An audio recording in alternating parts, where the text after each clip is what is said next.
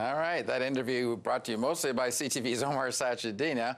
Well, let's bring in the MPs for their thoughts. Mark Miller is a parliamentary secretary from Quebec. Shannon Stubbs, a Conservative MP from Alberta. Rachel Blaney, an NDP MP from Manitoba. Welcome to you all. Thank you. You got to help me understand something here, Mark. I don't understand why a conversation shared with journalists on background, but shared with journalists as a senior government official is now too sensitive for MPs to hear. Ralph Goodale did not seem to have the courage of his convictions on that scrum. Well, look, first of all, Ralph wasn't running from everything yet. You've had plenty of an opportunity to interview him, and he's going between meetings and does have a job to do. So clearly, let's characterize that as him being open and frank with you. His statement, and we believe it in government, is that this person in question we trust. He's the national security advisor. He's the public service that we rely and trust in terms of the advice that's given to us, and a value member of that public service. He stated what he stated. The Prime Minister was entitled to rely on it and did rely on it. We don't believe that the details of that operational briefing that goes to the Prime Minister is of such a sensitive nature that it should be aired out in the public domain simply to fuel speculation in the public that is unwarranted in our view. Shannon. That just makes no sense, because the briefing by the National Security Advisor was to the media. And so the request now that MPs are making is to take the National Security Advisor, who has implied that a rogue element of the Indian government invited a convicted attempted murderer into a dinner with Prime Minister Trudeau on his trip, disastrous, damaging, and ridiculous trip to India. They've used that to embarrass the Prime Minister. So the members of Parliament, on behalf of Canadians, are trying to figure out what exactly is going on here, because on one hand, a Liberal MP has apologized and resigned, or rather got fired from his caucus position, ostensibly for being the person who gave the invite. Then on the other hand, the Prime Minister says he believes the briefing that the National Security Advisor provided to the media, saying this is some sort of conspiracy by the Indian government, which is not only a very serious allegation causing a huge diplomatic disaster with one of the fastest growing economy in the world and our ally, but it's also, if it's true, I would think a very serious national security issue potentially for Canada that we all deserve answers on, although we do think it's just a spin job by the PMO to cover up for their own incompetence and the idiocy of the trip. If it's a spin job, my head's spinning a little bit after that, but I think you explained it pretty well. Rachel, what's behind this? Why are they keeping Mr. Jean away? I should point out the Senate, which is supposedly packed with independents, today voted to defer a debate to bring this gentleman before the Senate. So I don't understand why no one wants to hear from him. Well, I think Canadians are shaking their heads. A lot of Canadians don't even know what this trip was for. So I think that's an important part to even start with is, why was the Prime Minister there? Why were so many cabinet members there? What was really going on? Now we have something that is fundamentally problematic, as we're seeing a total lack of transparency in the process. A lot of Canadians just want to understand what's going on. There's accusations flying around, but nobody knows who's saying what. And, I think Canadians really deserve transparency. And I think we also have to talk about the other issues around this trip was, I think about everyday people in my riding, and they were asking me questions about why was a chef from Canada flown in to cook for the Prime Minister when he was already in India? So, these are really legitimate questions, and I think it's a really broad question of competency and transparency. Well, let me stick with you before I go back to Mark on this one. Ralph Goodale makes an interesting point. He says, look, there's a National Security and Intelligence Committee of parliamentarians. You can call this advisor in camera and ask him any questions you want. I guess the downside is it never comes out. And Canadians need to know something. And right now, those questions are happening. People just don't understand what's going on. It's very unclear.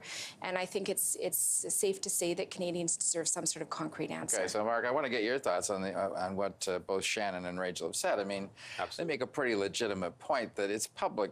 It's in the public domain, and yet it's more confusion than clarity. It seems to me that this Daniel Jean is a very smart man, long esteemed record in the public service, and he could probably explain what he meant better if he was unmuzzled and told he could come forward and confide or talk to MPs. Well, Minister Goodale said is there's a way to address this without airing it out in public, particularly with issues of national security, and that is a committee that is composed of trusted members of their parties that can examine and scrutinize, and that is the appropriate place to talk about things.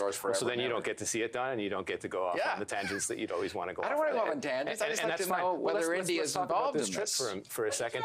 My colleagues are wondering whether... let's talk about that. My You colleagues are can't wondering... accuse reporters of... Yeah, thanks. You can't accuse reporters of going off on a tangent when the Prime Minister's office called them together to brief them on the very thing that they are now following up on to ask about, as are all of us on behalf of Canadians, while the Prime Minister's office and the High Commissioner office of India is saying these accusations are baseless and unacceptable. You are doing serious damage to Canada's reputation, to an important trading relationship with the fastest growing economy and one of the major countries and one of our allies. Like it's a nightmare. It deserves to be addressed. So let's talk about this. Let's talk about this trip and where we are from where we left off 3 years ago with a government that completely destroyed our relationship internationally, and a Prime Minister that everyone spun during the election as being someone that would fall on his face on the international plane. We reached a level where we are talking about issues that matter to us, women and children in politics, and the internationally. And the Prime Minister is a frame of reference internationally for that, and people are going to him. And he's risen to a level that no one would have predicted 3 years ago. And we get to this trip, and let's talk about what this trip achieved. We have some deep relationships with the Indian people. We have trusted members of cabinet that are of Indian descent. We have a number of MPs that went there on their own dime, and they go back as having realized the Canadian dream. We talk a lot about the American dream. These guys have realized the Canadian dream.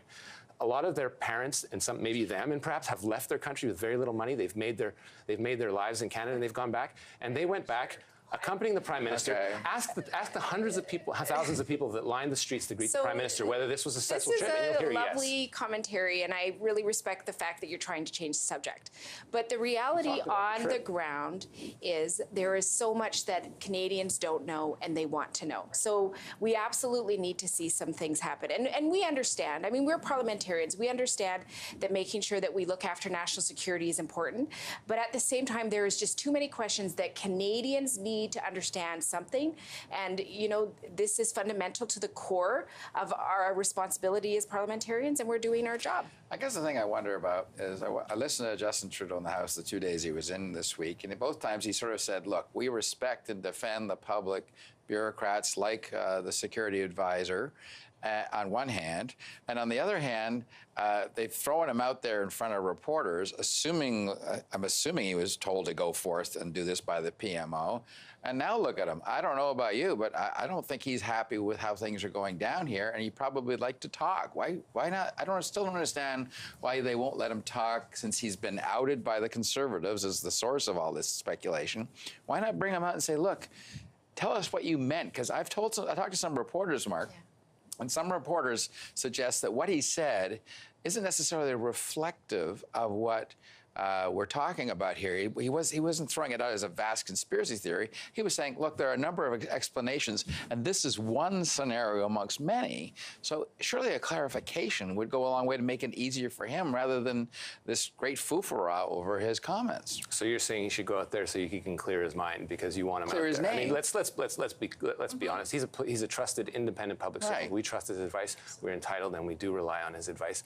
Again, whether he wants to be out in the public domain or not is entirely speculative, and I won't speculate about it. But if he wants to be called in front of a parliamentary committee, there is a resource for it, and it contains members of trusted members of the opposition. We're going around here, but there's an important other issue I do want to get to, Shannon. I know this is a vital interest in Alberta, your home province, and there's calls for an emergency debate on this. Grain. I haven't heard a lot about the fact there's a huge tie-up. What's going on, and what should be done about it? Yes, well, we first raised this last October and asked the Liberals to deal with with it urgently while they were bringing through their massive omnibus transport system overhaul legislation to separate out this issue around grain shipping so that we could deal with it effectively. What's happening now is farmers and grain producers are in an absolute crunch that is impacting their ability to pay their bills because shipping rates are even as low as 6% up to 38%, since August. One of the companies canceled 13,000 hopper cars. And so,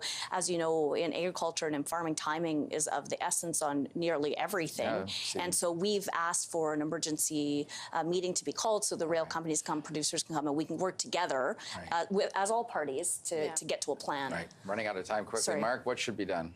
Well, so What currently, can be done? as current legislation stands, there's no penalty on the shipper for not showing up. There are capacity issues within the system that we are attempting to regulate, both with particularly CN, but also with CP. We're expecting that to alleviate over the coming weeks. This is a problem that in part would be alleviated by the passage of C-49, which is now before the Senate, which would impose penalties on both sides for not delivering. Again, it is serious, and we're monitoring carefully. Quick last word to you, Rachel. Well, this again is another omnibus bill, which is directly against everything that this government campaigned on. We asked for it to be split. We knew that the grain issue needed to be dealt with. All of the rules around it ended on the 1st of August 2017, and so the lack of certainty is tremendous. So if they had split it, this could have gone through, and this issue wouldn't be here. So here we are again. Here we are There's a again. report calling for action 7 months before the expiry of the Conservative legislation implementing the penalties, so the Liberals could have acted. Okay. Good discussion. Have a good couple of break weeks. We'll see you in 3.